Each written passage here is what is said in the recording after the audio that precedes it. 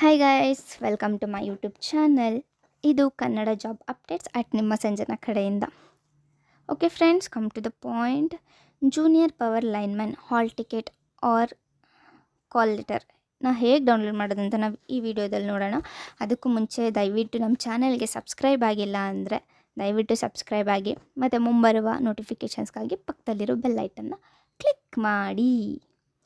And this is my first video, ದಯವಿಟ್ಟು support ಮಾಡಿ. Okay friends, ಹೇಗೆ ಡೌನ್ಲೋಡ್ ಮಾಡೋದಂತ ನೋಡೋಣ. ಹಾಲ್ ಟಿಕೆಟ್ನ ಮೊದಲು ಗೂಗಲ್ ಕ್ರೋಮ್ಗೆ ಹೋಗಿ ಅಲ್ಲಿ ಸರ್ಚ್ ಬಾರಲ್ಲಿ https://sesmysore.karnataka.government.in ಅಂತ ಸರ್ಚ್ ಮಾಡಿ. ಇದನ್ನು ನಾನು ಡಿಸ್ಕ್ರಿಪ್ಷನಲ್ಲಿ ಮೆನ್ಷನ್ ಮಾಡಿದ್ದೀನಿ, ಬೇಕಂದರೆ ನೀವು ಡೈರೆಕ್ಟಾಗಿ ಅಲ್ಲಿಂದ ಹೋಗಿ ಕ್ಲಿಕ್ ಮಾಡಿದರೆ ನಿಮಗೆ ಡೈರೆಕ್ಟ್ ಪೇಜ್ ಓಪನ್ ಆಗುತ್ತೆ.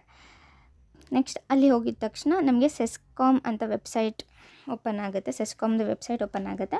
ಸೊ ಅಲ್ಲಿ ಸ್ಕ್ರೋಲ್ ಆಗ್ತಾ ಇದೆಯಲ್ಲ, ಕಿರಿಯ ಪವರ್ ಮ್ಯಾನ್ ನೇಮಕಾತಿ 2024 ಅನ್ನೋ ಆಪ್ಷನ್ನ ಕ್ಲಿಕ್ ಮಾಡಿ.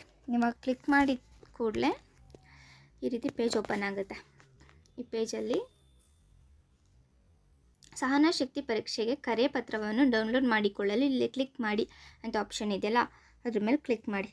ನಿಮಗೆ ಕ್ಲಿಕ್ ಮಾಡಿದ ಕೂಡಲೇ ಜನರೇಟ್ ಕಾಲ್ ಲೆಟರ್ ಅಂತ ಒಂದು ಪೇಜ್ ಓಪನ್ ಆಗುತ್ತೆ.